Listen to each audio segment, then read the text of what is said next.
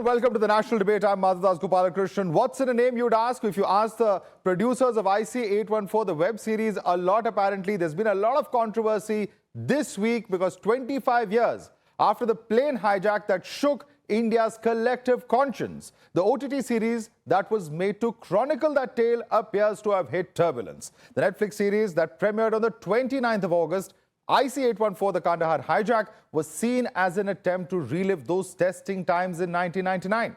However, hours after the series premiered on OTT, the makers of the series faced flack, both from viewers and also from former intelligence officers. Many have claimed that the portrayal of the incidents that took place in 1999 in the series were far from reality. Some have accused the makers of also trying to give some sort of clean sheet to ISI and instead pin the blame solely on Al-Qaeda and Taliban. Many have also questioned why the names of the real terrorists were never taken during the course of the entire show and were only referred to by their nicknames or aliases. Subsequently, the actual names of the terrorists have also been added in the disclaimer that was updated days after the release of the series. But with IC814 series landing in hot water over its depiction of what happened in 1999, the question that naturally arises, and that one that we're going to be debating today on the national debate really is that how much of this creative freedom and what are its limits in terms of what freedom is there and what can be done, and can it be done in fact in a way that distorts the facts? Is that acceptable? We're going to be debating all of that.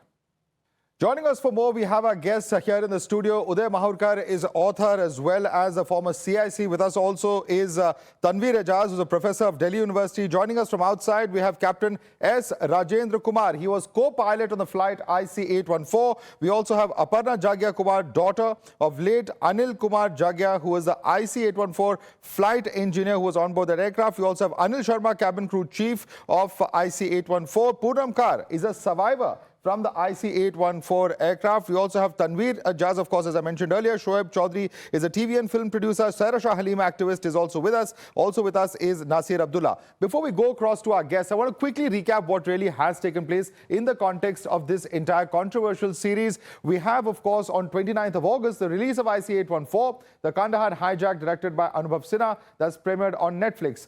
In a short while from then, we see netizens coming out accusing the makers of distorting facts and downplaying terrorist actions. Later, we saw on the 2nd of September, the content head of Netflix India, Monica Shergill, summoned by INB Ministry. We also see on the 3rd of September, a PIL filed in Delhi High Court seeking a ban on the series, alleging that there was distortion of facts. Later, on the 3rd of September, we also saw Netflix update the opening disclaimer, adding real names of the terrorists to that. All right, let's look at the contentious issues over here before we get into the debate. The contentious points are these. Point number one, the role of ISI has been whitewashed in the series. It's been hinted at a negligible ISI role. Contention number two, that IC814 hijacking was made to look like an Al-Qaeda Taliban plot. Contention number three that we're debating, hijackers' attempt to forcefully convert passengers that has been reported by some of them was omitted. Contention 4, hijackers portrayed as gentle, reign of terror not portrayed. Contention number 5, ex-RNAW officials have claimed that the agency received no intelligence from Kathmandu as portrayed.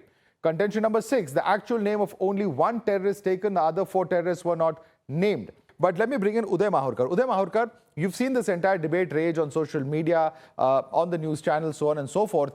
You have, of course, been raising questions on OTT platforms and the appropriateness of the content in a slightly different context in terms of what's obscene and what's not. But in this particular context, do you think that this also raises the fears that you have been talking about in terms of the need for regulating these OTT series?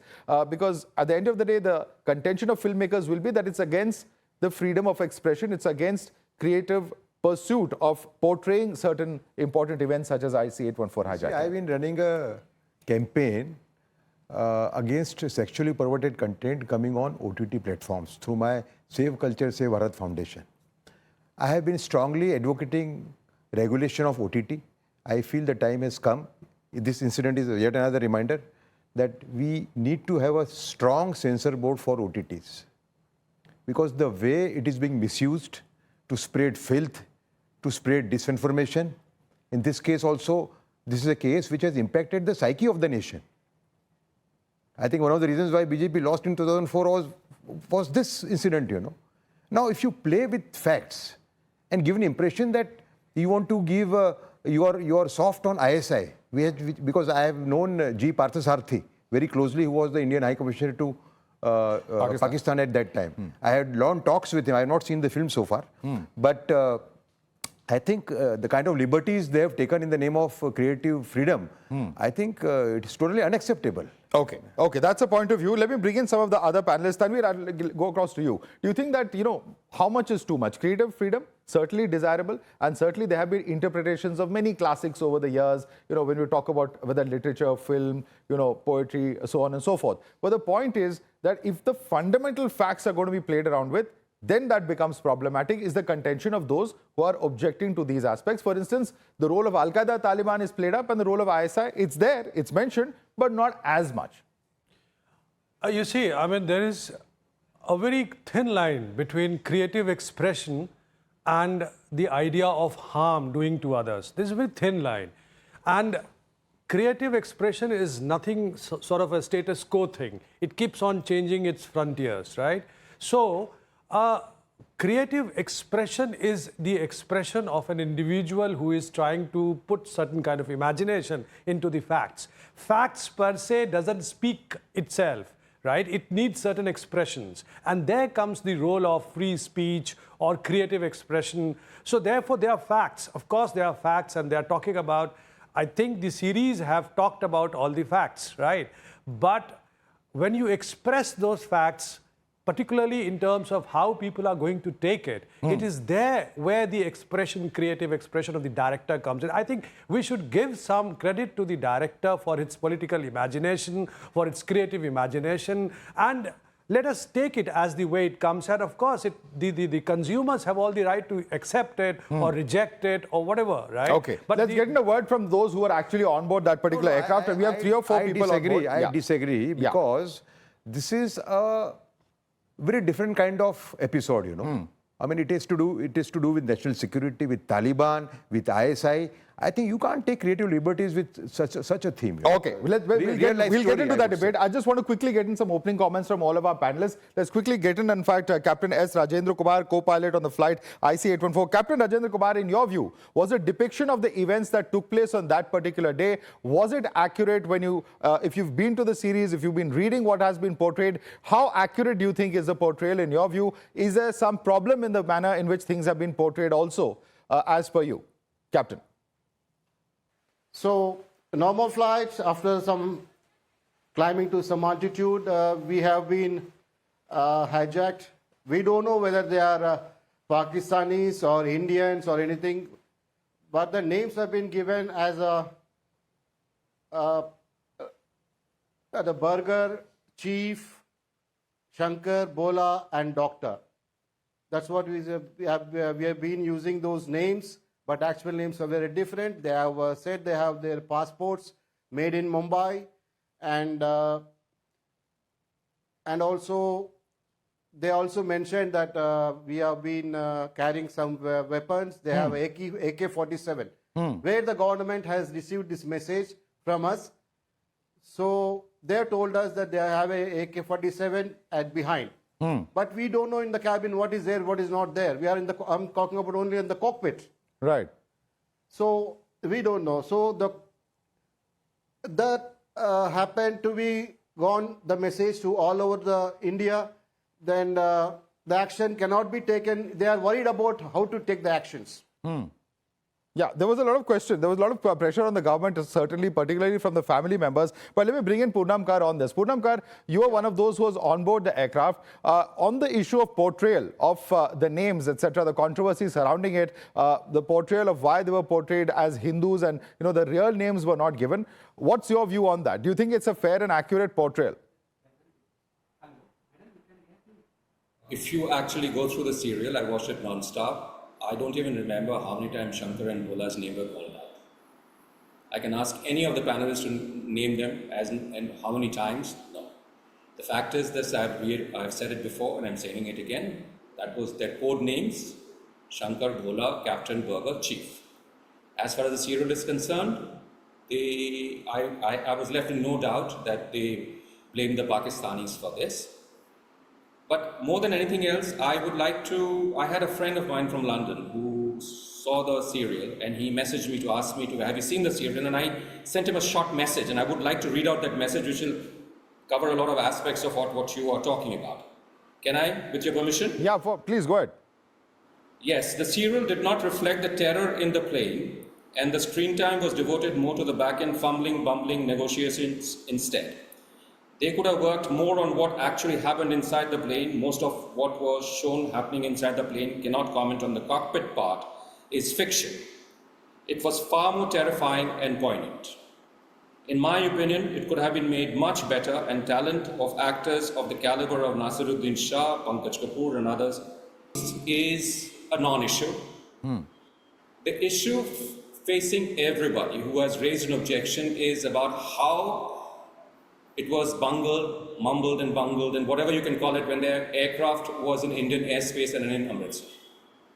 And what the serial shows, that the actions taken by the bureaucrats then and the politicians then were not very proactive, not fast enough to stop the aircraft from flying out of Amritsar. Okay, I'm going to get into the intelligence failure part and the government decision-making part in just a minute, but I want to take across this point to Sarah Shah Aleem. Sarah Shah Aleem, the point being made by one of the passengers, one of the survivors from IC814 is this, that the actual terror, the feeling of those who are inside the cabin, that was not portrayed enough. Instead, there was a lot of focus on what happened backroom, and perhaps that's important. Perhaps it's important to show that. But the point being made is the drama, the fear, the terrorists are almost coming across as very friendly people. All of that is not real, is what one of the contentions and criticisms is. Your view on that? So firstly, it's very clear that in the entire film, Islamic terrorism, ISI, Pakistan has been mentioned several times. So there is no other way that Anubhav Sinha is trying to convince the audience otherwise, that the hijackers were Hindu or something like that. If you see the code names that were used, Bhola, Shankar, Burger, and all that, on that definitive, even, McDonald's will feel very threatened or will feel humiliated if you did not portray Burger in the correct light. So we can't keep taking offense to it. It's a creative output. It's a creative liberty of the entire team that has put this entire thing together. And I think we've got better topics to engage with, because you look at Chief, okay, Burger, and no way in the entire series, I've sat and watched the entire series, no way have they humanized terrorists or terrorism. In fact, if you see, some of the passengers, they show the portrayal where the necks were cut, keep your head down, you can't use the washroom. It was inhuman. They showed a completely inhuman side. In fact, one of the survivors has talked about how a passenger's birthday, I think her birthday, was celebrated in the aircraft, and one of the terrorists gifted her a shawl or something. I was reading on the net. So they haven't showed any humanization of birthday being celebrated or one of the hijackers gifting her a shawl. So we need to accept that it was an intelligence failure and a complete administrative paralysis. And then finally a meek surrender. We need to accept that. And okay. This Netflix series is for fun, is for entertainment. And everywhere, periodically is mentioned ISI, Islamic terrorism, and where they showed the hijackers to be it's certainly a very important point that you're making there. I'm going to get into the intelligence failure, but whether the problem over here is 25 years later, kids who are graduating today, if they watch that series, that's the first reference point, because people like us who've perhaps lived through that area were reading the newspapers on a day-to-day basis. We know what was happening on television playing out before us, but is there an importance or a significance if you shift away from some of the facts? And let me get in on that note, Anil Sharma, cabin crew chief. Anil Sharma, do you agree with Sarah Shah Aleem when she says that, it is accurate that they have not been glorified in any way, they've not been humanized in any way, the brutality of the terrorists has clearly come out, and there's no attempt at hiding anything, because ISI has been named at least half a dozen times from my memory in this particular series. Your response to her? Madhav, good afternoon to you and good afternoon to all the panelists we have over here. Some of them are very, very esteemed people. And, I'll start straight with that reference to the word inaccuracy. Now, inaccuracies start from the very beginning. There were two books the producers signed up with. One was Devi Sharan's book, which is mentioned right in the beginning. The second was my book, which is mentioned at the very end in the credits. And now they say additional inputs from my book. I don't see what additional inputs they've taken. And I agree with some, there's some, I'm sorry. I agree that there is not a distortion of names as such. You know, these names Bhola and Shankar were used. Now, how many times they were used in the series which the great Anubhav Sinha has made, I have not counted. But the fact remains, if it's gone on record saying that it was based on a book, it's a fictional account of that, then if they spent that much footage, I mean, that much time, they could have also clarified that these are the names and let this be put on record. They could have included those names. They've changed my name, they've changed the co-pilot's name, they've changed the flight engineer's name. They've retained the name of the commander as much close to the original name as they could. So the glorification part is definitely not indicated by the omission of that Shawlwala incident. It is glorified, it is established by the fact that they've shown the hostess getting over-impressed with the kind of language that guy speaks. Frankly, none of those 5 guys spoke the way this guy did. That I am, and there are various instances, Shy, I have a good life towards the end. And the hostess looks awestruck. I mean, I am surprised if this is what it is. Also, one final point. During the course of the discussions I used to have with the producer, I mean, I'm just basically used to seek information. Her name is Sarita Patil, daughter of ex-director Captain S.C. Dev. She used to say that, look, one script has been rejected because they were trying to dramatize it the way it happened. In the second, they were trying to explore the psychological element. Both were rejected. Then this third attempt was made. Now, in the third attempt, she said that they're trying to, she said many months ago, they're trying to concentrate on the negotiations part of it. Okay. And I thought, do a good job of it, but they made a hash of it. My opinion. Okay, that's interesting. That's interesting. You say that the negotiation part of it, a hash has been made. In fact, we'll bring up the point of the negotiations very quickly and what really transpired over there, why the controversies really took place. If you can quickly bring up those graphics on the screen, the contentious points in it. Was it an intelligence failure? Is it not true that there was no intelligence alert ahead of the IC814 hijack? Is it not true that on-ground intelligence was not paid heed to? There's also the point of, if you can get into the next graphic, why didn't cops storm the plane when it was in Amritsar for 50 minutes? There's also, could the IF not have been deployed to tail the hijacked plane is a question that many have asked. And did Kathmandu RNAW station officer face action for ignoring the initial tip-off? That's a question that has come in as well. These are some of the questions as far as the handling of the crisis is concerned. Let me quickly take this across to one of our other panelists who's joining us at the moment. We have Aparna Jagya Kumar, whose father was late Anil Jagya Kumar, flight engineer who was on board. Aparna Jagya Kumar, when you look at these contentions in terms of what the government could have done, of course, it's very easy to say that in hindsight, it's easy to criticize, but these are some very valid concerns. Are they valid concerns, and do you think they've been accurately represented? No, I think the series is, particularly the cockpit scenes, they are highly distorted. So, in fact, most of the cockpit scenes, they don't depict the kind of terror which was actually there in the cockpit. So if you look at it, it's just one captain who's, at gunpoint, which was not actually the case. I believe there were people who were standing there with grenades in their hand, with the pin open, saying that they'll drop the grenade at any point of time. Secondly, the depiction at the Amritsar airport, Amritsar runway, where basically they're waiting for the Bowser, there was a lot of violence in the cockpit, which was important to depict. My father was actually hit by the hijackers and, he had fainted for a couple of seconds. So it was a totally different scene from what it was depicted on in the series. So definitely somewhere the terror in the cockpit has not been shown properly. Okay, let me quickly bring in some of the other panelists. Shoaib Chaudhary, one of the panelists whose father was in that cockpit, saying that the portion of the violence or the violent nature of these terrorists was not taken or not depicted, and she's the second panelist who's saying that. How would you respond to that? I'm sure her father was a very brave man, and he did all in his bravery to save all the passengers there, and I'm sure the filmmaker should have consulted her for this. Now, moving ahead, when you're making a film based on a book and based on real events, as a filmmaker, I would like to extract the best, the most engaging parts from that book and translate that into a visual medium. Since every paragraph that is mentioned in the book cannot be reflected on video, I have to make certain changes to the script and make multiple drafts with hundreds of people involved in it to come to a final, to the final stuff that need to be shot and presented to the audience.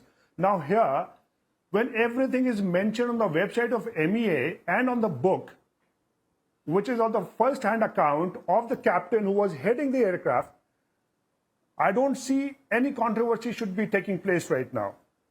The fact is, as a filmmaker, I have a choice to make certain changes to it to make it more engaging, whereas as an audience, I should be given, I have the authority to perceive or take it. My perception. You have a choice to make it interesting and a duty to make it interesting to the viewers. Let me take that contention across to Poonam Kar. If I take it as an... Yeah, let me take that question to Poonam Kar. I think it's a fair point. When you compress a book into video, and it's not the first time, certain portions necessarily have to be left out because perhaps certain narrations or certain portions don't lend themselves to a good video depiction, and you have to prioritize the most important parts. I think that's a contention being made here by filmmaker Shoaib Chaudhary. Would you like to respond to him, Poonam Kar? Yes, I would like to respond to let everybody know that I was hit twice, very hard. First, when the plane was hijacked, the trolley crashed, Burger, I figured out it was later Burger, came out masked. I was sitting in 2B in business class. With the butt of the pistol, he hit me on the forehead very hard, and he told me to put my head down. On second time was on Tuesday night. There was a terrorist dignitary, I would call him a terrorist dignitary or royalty who visited the aircraft. That is not mentioned anywhere, but he was there. Mr. Anil Sharma knows about it. And at that time, they were hitting so hard everybody. And I just moved my head, and I think it was Shankar, who was a huge guy, huge. He hit me so hard that my head was spinning. Now, having said that, they had come on a mission. And when you encompass it to say that it has to be like one of those West Hollywood movies, which shows all the evil men, grimacing and, spitting and shooting and stabbing, that's not reality when you have to do it on a 7.5 days or nearly 8 days of hijack. You have to have calm inside the aircraft.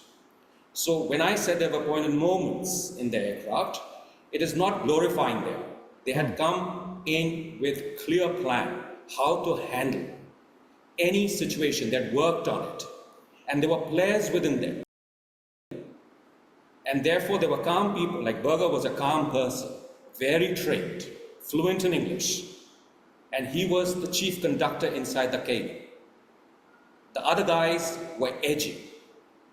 But there were moments where humanity showed. And if you allow me, I would like to share something that personally happened with me. I'm not talking about what I saw, but what happened with me. When the plane landed in Kabul, in Kandahar, it was early morning.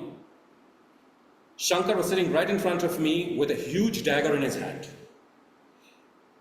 On the way from Dubai to Kandahar, I had seen him rub that knife on the cabin head. That's the first time in the morning I looked up and I saw blood. His knife was clean. He's sitting just 1.5 feet, 2 feet away from me, staring at me because he didn't want anybody to look into his eyes. That is how threatening it was. He opens the window and he tells everybody, heads down. And then there's an elderly gentleman who starts walking towards the window, and he's threatening him with the knife, that head down and go back. That guy wouldn't stop. He wanted to do Surya Namaskar. Shankar allowed him to do the Surya Namaskar. Okay. The moment he allowed him to do the Surya Namaskar, I said I wanted to go to the toilet because I hadn't peed for nearly, it's like 4 o'clock till next morning, 6 o'clock. He told me, sit down. I'm warning you. After 5 minutes, he looked at me and he said, Jana hai? I said, ha. He said, "Jaldi jao, jaldi wapas aao aur baith jao." So there were situations where they had to keep calm. They couldn't have a situation of somebody cracking up, Right. somebody thinks. So when you're saying about humanizing, life is not black and white. It's shades of gray. Okay. They keep a clear plan. Okay, let me bring in Nasir Abdullah on that note. Nasir Abdullah, life is not black and white, it's shades of grey. And while certainly technically there are beautiful scenes, some of them are very well shot, the point of Portrayal is extremely contentious when it comes to IC814. If you've seen the series, what was your impression? Yeah, here's the deal. Firstly, I haven't seen the series. But having also said that, I hope I'll be allowed to speak half as much as everybody else. But I'm going to state facts. Firstly, I think it is a non-issue. What has been depicted has apparently been actually depicted based upon the book and the observations of the people who were on board. And there was a lady on ABP, she said something like, she also said that they were helpful when somebody had a panic attack, they were helpful, so it was not. Anyway, what I wanted to know is, what is the big deal if somebody called somebody Bhola, because they wanted to conceal their identity, somebody called somebody Shankar, Burger, whatever. I cannot understand why there's this huge debate going on. Why did they do this? Why did they do that? Why did the filmmakers do this? They are constantly trying to paint at the filmmakers. What's the big deal if the names are not projected correctly? This is what the filmmakers have tried to do, and they've taken it from books. That's the contention. Would you like to respond to that? Most certainly. One thing, it's not a big deal anymore. It's already been incorporated, they say, in the disclaimer. So I think it's an issue which is settled. What is not being debated conveniently by the makers or the, people, who are defending them is what about the kind of depiction they've done of the negotiators? Why did they show them in such poor light? Why were they shown wasting time? Even Veer Sanghvi has written that the setting they had, purely from a filmmaker's point of view, the setting they have of the who's that? The role played by Minister, Pankaj Kapoor, is like that of a receptionist. Now, inaccuracies, coming back to that point, they say that it's based on a book. Is it written in anywhere in Captain Devi Sharan's book or my book that he went down to repair the toilet, this thing? Is it written anywhere that the fuel jettisoning was done?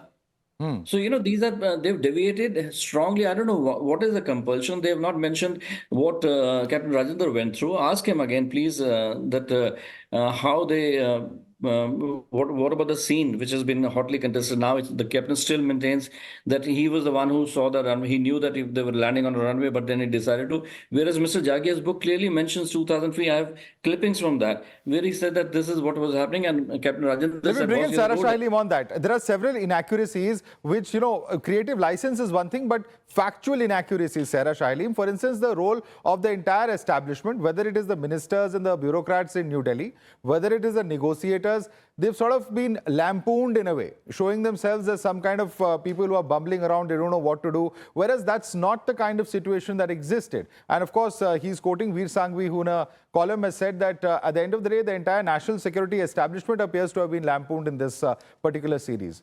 How do you respond to that contention? Because I believe your uncle is also one of the star members of the cast.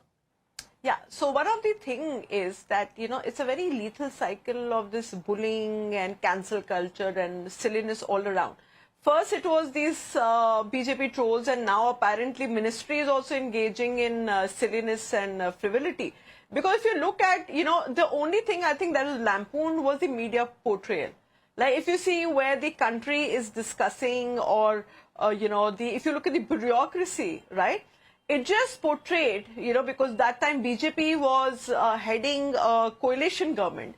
It showed the loopholes and it showed how the government was caught napping on such an important intelligence failure.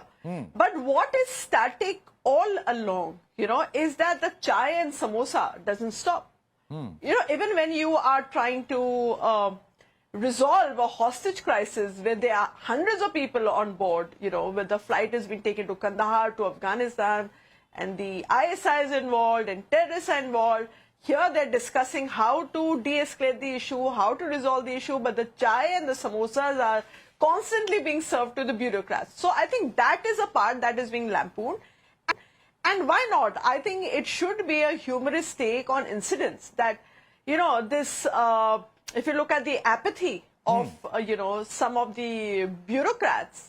So I think it is quite accurate that they're discussing let national me put this affairs, question but the across to chai Aparna comes in Jagia Kumar. samosas, Aparna Jagia Kumar, there was intelligence failure. So that's There the was a only thing failure to which is handle the accurate, I situation. The aircraft should not have flown out of Amritsar. I think there's a broad consensus on that 25 years later. Now, the challenge for a filmmaker is this, that how do you portray this without being at least a little critical of those officers who are in charge of the situation? Do you agree with that contention coming in? Because when she's referring to the chai samosas, she's referring to that typical bureaucratic culture that we all are familiar with.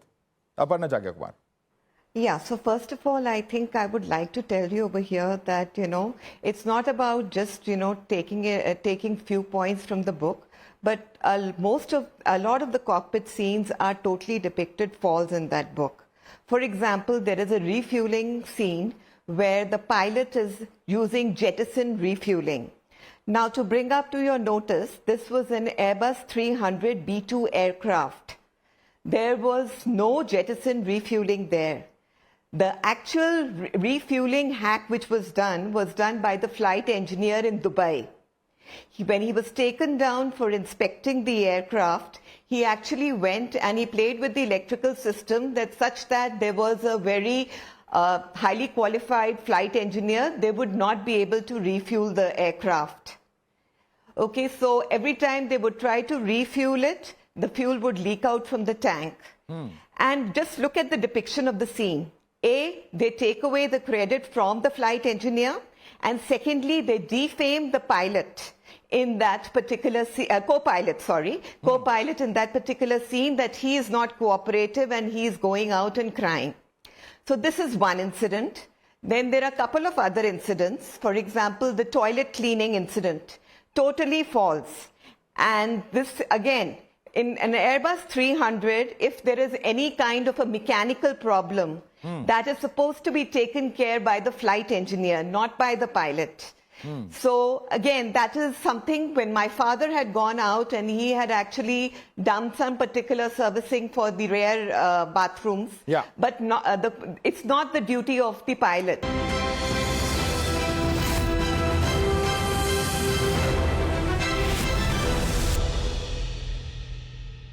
Factual inaccuracies, you're dealing with a technical subject like civil aviation, you're talking about national security, you have to be at least a little true to the facts. And that's where the research, and while Anubhav Sinha says that he's researched a lot, it's taken over 2 years, so on and so forth, and that might well be the case, that research somewhere does seem to be a bit lacking, going by what the survivors and the family members here are sharing with us. Okay, I don't think the audience is interested in knowing the technical specification of an aircraft, be it a Boeing 777 or a 320 as just mentioned, or how the refueling is done in an aircraft.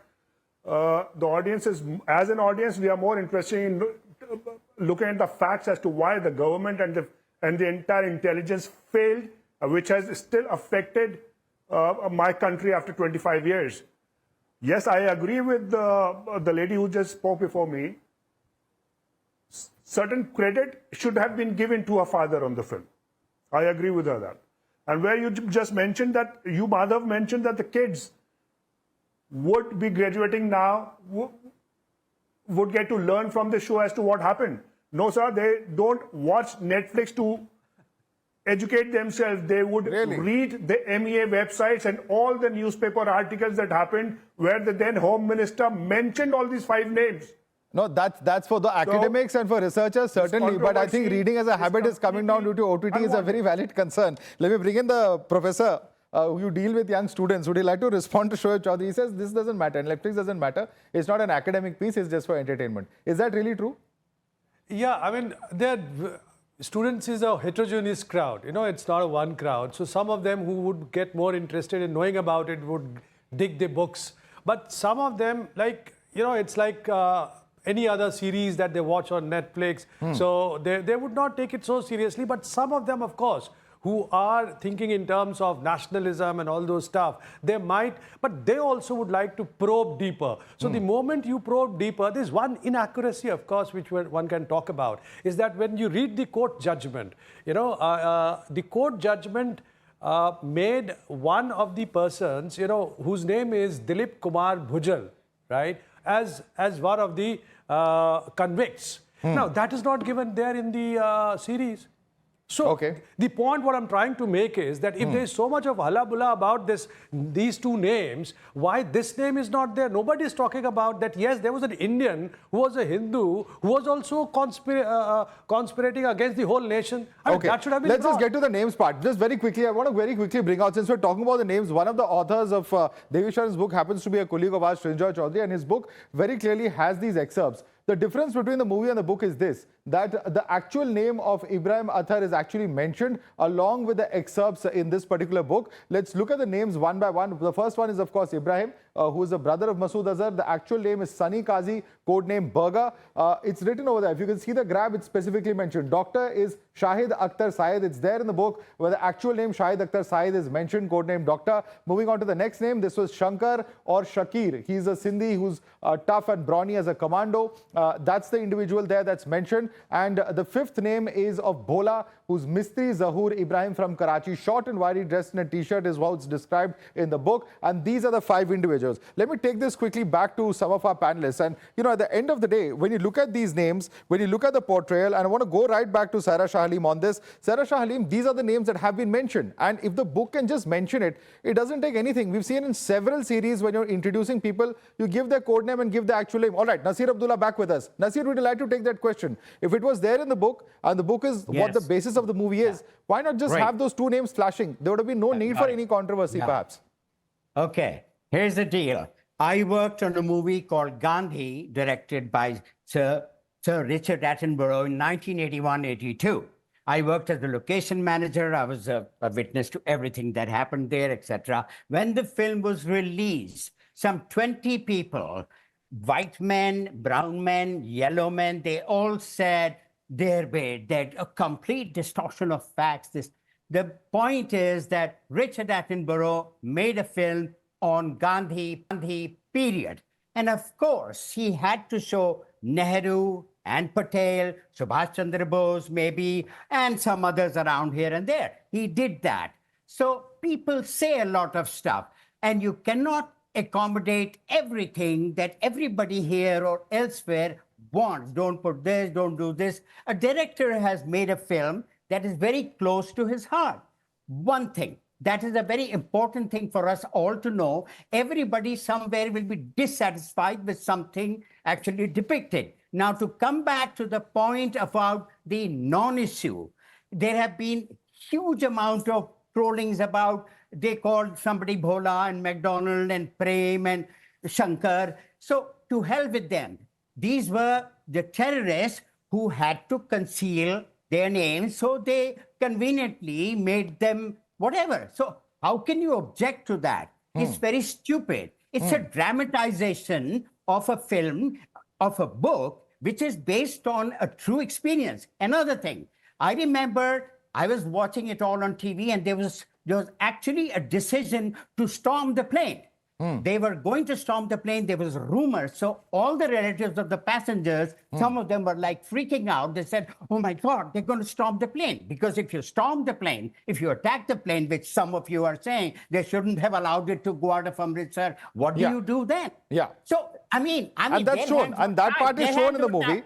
I think that part is very accurately shown, but I'm taking a point across to Uday Mahurkar. Uday Mahurkar, even when a classic film such as Gandhi is made, there were problems, there were people objecting to it. Mr. Nasir Abdullah has lived to that, and I think it is a challenging thing. Any part of history that you try and put on celluloid, you will not be able to please every side. And is that the problem that we see over here? The problem is with Anubhav Sinha's image. He has tried to justify terrorists in the past. If you look at his speeches, which are now in the circulation, So he should have clarified this himself at the beginning of the film. The kind of image he has, the kind of lecture he delivered at Aligarh Muslim School once, Muslim University, that is in circulation, unless it is an AI thing, I don't know. But I think he has tried to defend terrorists indirectly.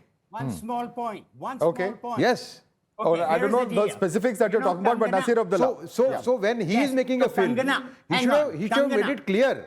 So far as Okay. intelligence failure is concerned, yes, it was an Yeah, yeah. intelligence failure. Amritsar, they could not stop the flight, number one. But then lampooning It's not intelligence the bureaucracy failure. and the government It was was not good blackmail. because I knew Their hands were Jaswant Singh ji tied. personally. Their hands Jaswant were Singh ji I knew tied. very One by personally. one. you Coming know. to you, Nasir. Just a minute. Jaswant Let Singh me I knew conclude. I'm coming to personally. They were quite tense. Of course. They were very tense, you know. Of And it is course. only because of media's role. Media, the way media started playing it up after Rupin Katyal's murder. Yeah. That brought the government under But pressure. that's in contrast. But that's the Yes. whole point, because this is one huge inflection point in our national security and our consciousness as a Absolutely. nation. Because here you are in a Yeah, situation where there are one of the huge reasons issues. why BJP lost in 2004 was this. Okay.